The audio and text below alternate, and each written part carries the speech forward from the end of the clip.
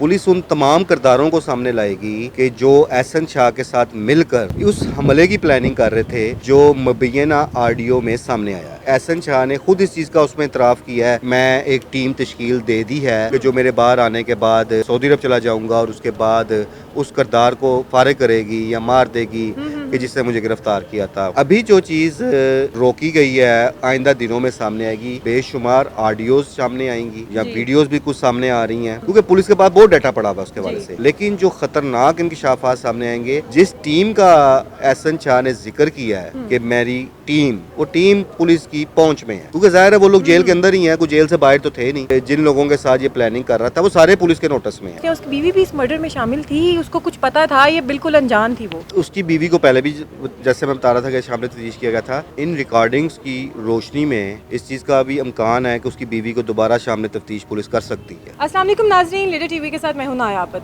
नाज़रीन, एहसन शाह अपने इंजाम तक भी पहुंच गया। अब उसको मरे हुए भी 4-5 दिन हो गए हैं और अब जो उसकी ऑडियो लीक्स हैं वो मंजर आम पर आना शुरू हो गई हैं। रात से ये सिलसिला जारी है। इस टाइम मेरे साथ पाशा साहब मौजूद हैं। पाशा साहब से मैं पूछती हूँ कि पाशा साहब, ये केस हर रोज़ एक नया रुख लेता जा रहा है, एक नए मोड़ मुड़ रहा है ये केस, आप क्या समझते हैं मजीद ये किस रुख पे जाएगा केस? जी पाशा साहब। देखिए, अभी इस केस में अब नए नए इंकशाफात मज़ीद सामने आएंगे।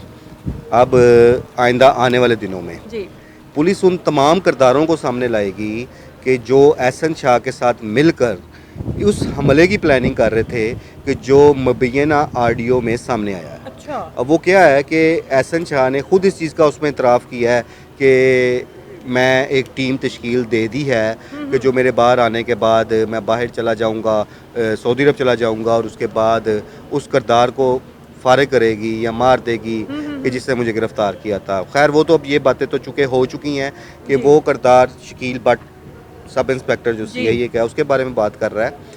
अभी जो चीज़ रोकी गई है और वो अब आइंदा दिनों में सामने आएगी, उसमें जहाँ बेशुमार ऑडियोज सामने आएंगी या वीडियोस भी कुछ सामने आ रही हैं, क्योंकि पुलिस के पास बहुत डाटा पड़ा हुआ उसके बारे से। लेकिन जो खतरनाक इंकशाफात सामने आएंगे, जिस टीम का एहसन शाह ने जिक्र किया है कि मेरी टीम, वो टीम पुलिस की पहुंच में है। अच्छा। क्योंकि जाहिर है वो लोग जेल के अंदर ही हैं, कोई जेल से बाहर तो थे नहीं। और जिन लोगों के साथ ये प्लानिंग कर रहा था वो सारे पुलिस के नोटिस में है। अच्छा। अब कुछ बातें अभी पर्दे में रखना ज़रूरी है, उससे तफ्तीश का अमल ख़राब होता है। अब उन मुल्ज़मान के इंकशाफात की रोशनी में बहुत जल्द एक धमाका होने वाला है और वो धमाका जो होगा वो एक नई चीज़ें सामने लेके आएगा। अच्छा। मतलब कि पाशा साहब, अगर हम बात करें, इसकी जो एहसन शाह की वाइफ है और जो भी ये टीम तश्कील दे रहा था, प्लानिंग कर रहा था, अब मैं समझती हूँ कि इतना स्ट्रॉन्ग होगा तो टीमें तश्कील इसने देनी शुरू कर दी हैं। और दूसरी बात, इसकी वाइफ के बारे में ज़रूर कहूँगी कि उसकी बीवी कोई आम सादा सी बीवी नहीं थी जिसको कुछ पता ना हो। उसकी बीवी, आपको पता है कि उसका बैकग्राउंड क्या था, तो आप क्या समझते हैं उसकी बीवी भी इस मर्डर में शामिल थी, उसको कुछ पता था, ये बिल्कुल अनजान थी वो? उसकी बीवी को पहले भी, जैसे मैं बता रहा था कि शामिल तफ्तीश किया गया था। लेकिन इन रिकॉर्डिंग्स की रोशनी में इस चीज़ का भी इम्कान है कि उसकी बीवी को दोबारा शामिल तफ्तीश पुलिस कर सकती है। अच्छा। क्योंकि ये बड़ा ख़तरनाक काम था कि जिसका इंकशाफ हुआ है। और ये चीज़ नई नहीं है। नई इसलिए नहीं है कि ये काफ़ी अरसे से पुलिस के पास सारी रिकॉर्डिंग्स मौजूद हैं और इन सारी चीज़ों को मद्देनज़र रखा हुआ था उन्होंने।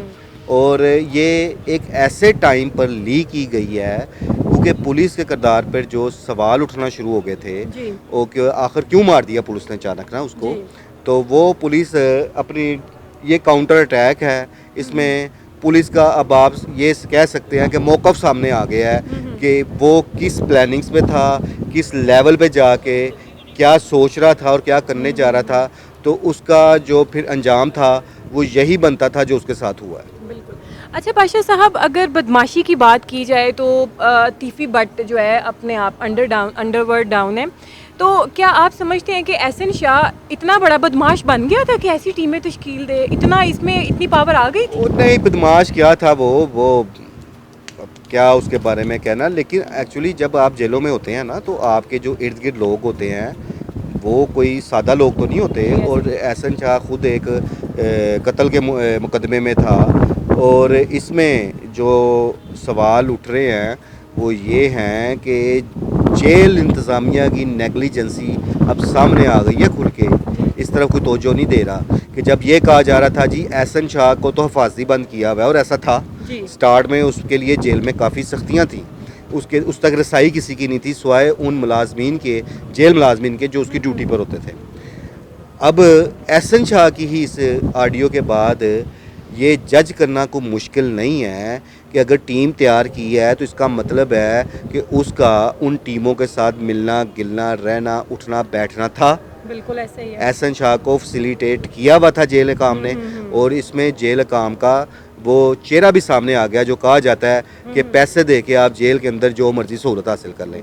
तो इसका मतलब है कि जो इब्तदाई दिन की सख्तियाँ थीं वो तो थीं, बाद में जेल काम मैनेज हो गए हुए थे एहसन शाह के साथ। तो आप क्या समझते हैं पाशा साहब, जिस तरह ये एहसन शाह की अब ऑडियो लीक्स हो रही हैं, तो जो लोग जेल में उसके साथ मिले हुए थे, जाहिर बात है कि वो कहते हैं ना बगल में ही नकब लगा लेना, वो हिसाब इसके साथ किया इसने किया है। तो क्या समझते हैं कि उन लोगों को भी सामने लाया जाएगा, वो लोग अंजाम तक मैंने पहुंचेंगे? आगाज़ में ये बात कर दी है कि वो जल्द सामने आने वाले हैं अच्छा। और पुलिस की पहुंच में है, बशारा काफ़ी है, वो आहिस्ता आहिस्ता सारे सामने किरदार आएंगे और नई कहानियाँ भी सामने आएंगी जिनमें वो लोग इंकशाफ करेंगे कि एहसन शाह उनके साथ क्या क्या प्लानिंग्स करता रहा है। प्लानिंग्स कर रहा था और किस तरीके से वो बाहर सोच रहा था मैं बाहर चला जाऊंगा और पाकिस्तान में इस तरीके से उन लोगों को जो अब नहीं छोड़ूंगा। तो पाशा साहब, आप क्या समझते हैं कि अब daily by daily audio leaks आएंगी, कोई एक नया जो है मामला खड़ा होगा, तो ये ऊँट किस करवट बैठेगा जाके? अभी देखें चंद रोज़ तो ये अब शोर रहेगा। जिस तरह बलाज का जब कत्ल हुआ था तो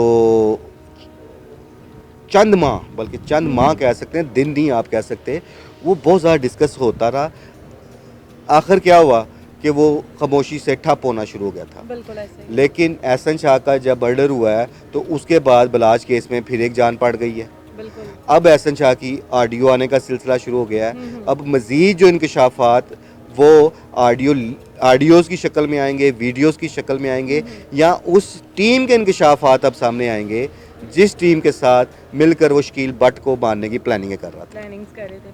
अच्छा सर, अगेन एहसन शाह की वाइफ के बारे बात करती हूँ। अगर वो किसी चीज़ में मुलविस निकली तो आप क्या समझते हैं, वो उसको सज़ा होगी कि वो बच जाएगी? देखिए पुलिस तो कभी भी नहीं अब छोड़ेगी। जब आप ये देखिए आप उस पॉइंट पे आ गए हैं, दुश्मन का बुरा सोचता है। बिल्कुल ऐसा ही है। और वो उसका नुकसान पहुंचाने की कोशिश करता है। अब जब पुलिस को इस चीज़ की कंफर्मेशन हो गई है, हो चुकी थी, पहले ही हो चुकी हुई थी, और बड़ी खामोशी से उन्होंने हर चीज़ को दबा के रखा हुआ था। जब उनको ये कंफर्मेशन हो गई है कि ये शख्स हमारा बुरा सोच रहा है, हमारा नुकसान कराना चाह रहा है, तो उस नुकसान में कौन कौन से किरदार हैं, पुलिस तो फिर किसी को नहीं छोड़ेगी। पुलिस को इतना अच्छा ना समझा जाए, वो फिर एक एक बंदे को टारगेट करेगी। अच्छा, मतलब कि अगर उसकी एहसन शाह की बीवी इसमें मुलविस निकली तो वो भी यकीनन सज़ा उस पर लागू हो चुकी है। और पुलिस को जनाब साहब पता, जैसा कि पाशा साहब ने कहा कि पुलिस को ये ऑलरेडी ही बातें मालूम थी, लेकिन आहिस्ता आहिस्ता चीज़ें सामने आ रही हैं, आहिस्ता आहिस्ता चीज़ें निकल रही हैं। अब मज़ीद इस केस में क्या होता है ये तो आने वाला वक्त ही बताएगा। और पाशा साहब जो प्रिडिक्ट कर देते हैं, अभी भी इन्होंने बहुत सारी प्रिडिक्शंस की हैं इस प्रोग्राम में बैठ के, कि आने वाले वक्त में अभी आप देखते जाएँ कि पिक्चर अभी बाकी है। वही हिसाब है कि एहसन शाह तो चला गया लेकिन उसका अभी तक चैप्टर क्लोज नहीं हुआ है। तो मज़ीद इसमें क्या चीज़ें होती हैं और कौन कौन से चेहरे बेनकाब होते हैं, उसको जानने के लिए मैं थोड़ा वक्त चाहिए। तब तक के लिए हमें दीजिए इजाज़त। अल्लाह हाफ़िज़।